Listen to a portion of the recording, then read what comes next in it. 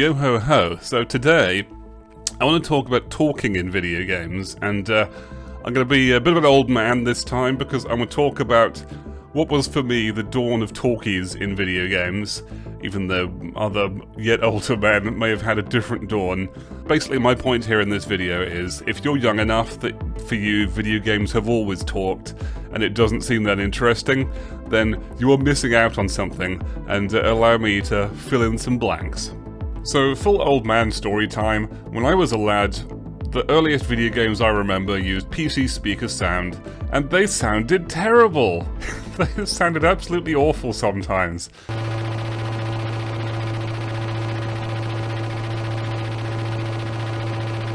And so they did the best they could with what they had.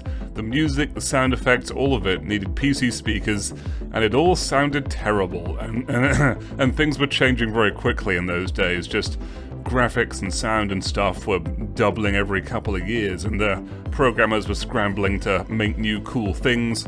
I think that pace has slowed now, but for a while, I think in the 80s and 90s, things were changing fast, and in a couple of years, the games would look and sound better than they had before. If anything, this could be quite dramatic. Like, I remember taking a game like Zeliard, and depending on what kind of computer your dad had bought for you, you could have dodgy EGA graphics and PC speaker sound, or you could have the latest VGA stuff and good Sound Blaster sound, and the same game could look and sound very different.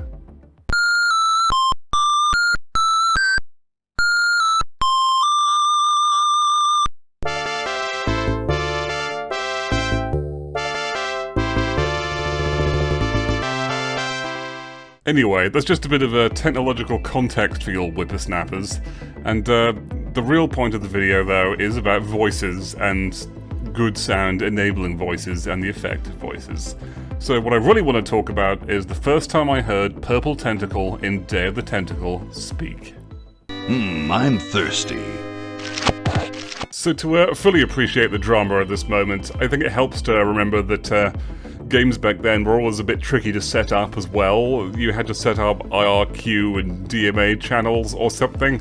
I still don't really know what those were, honestly. I didn't really get it, we just muddled through until it worked.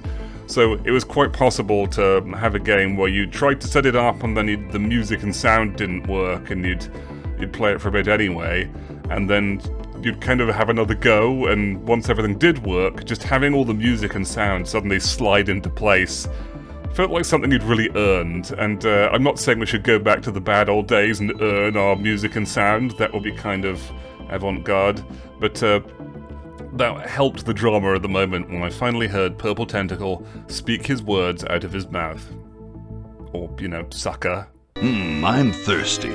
So there's a few things I want to say about voices once you've got the power to record and play them in your game, but mostly the point of this video is just kinda be amazed that the power of voices is great. And I remember when they were first revealed to me how amazing it felt to have video game characters talk, and what a world that opened for me. So basically, just if you're an indie game developer and you're wondering what tools you have at your disposal, just have a certain respect for voices, even if, for you, video games have always talked, and that doesn't seem so remarkable as it does to me.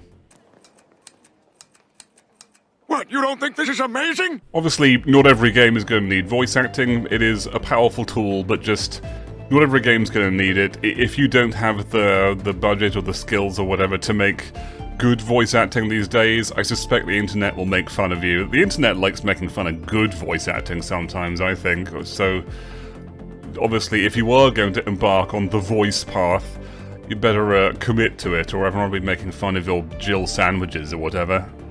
Another big thing I've noticed is, you might call it the Falcon Punch effect, where if you've got a voice line that's got any kind of repetitive cue where you can just do it on a button press, for instance, I think a lot of the reason Captain Falcon's Falcon Punch is so famous has nothing to do with the mechanics of the move. As a matter of fact, Ganondorf's Warlock Punch, I think it was called, was more powerful, but just the fact that Captain Falcon would all the time be saying, Falcon Punch! And it, kind of had that distinctive accent, and it had a good rhythm to it, and he would say it a lot, and he shouted loud, and he made a lot of noise. Just All those things together, the fact there was just a button to make him shout this, kind of drilled that catchphrase into people's heads. And that means that in video games we've got a lot of kind of repetitive cues. Be very careful what your characters say, and whether it might be annoying, or whether it might...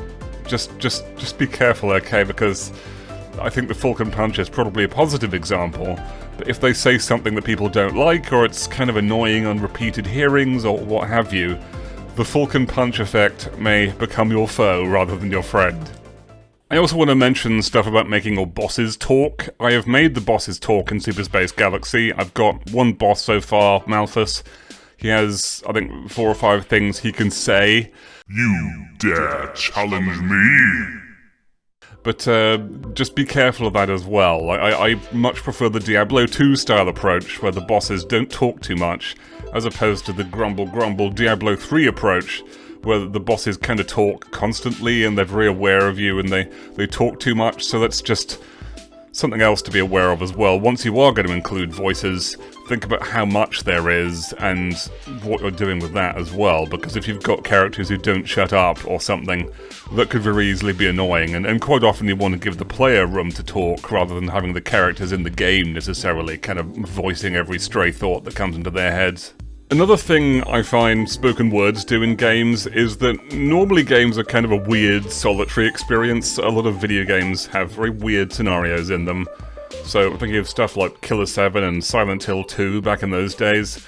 And having just characters talking audibly does kind of feel like an island of sanity sometimes. So particularly in Killer 7, where somehow everything felt very lightheaded and weird, and it was just kind of reassuring to hear anybody say anything in that game, even if what they had to say wasn't always very sane in itself. I'm the mother of this sacred place. Our 4 children served their purpose.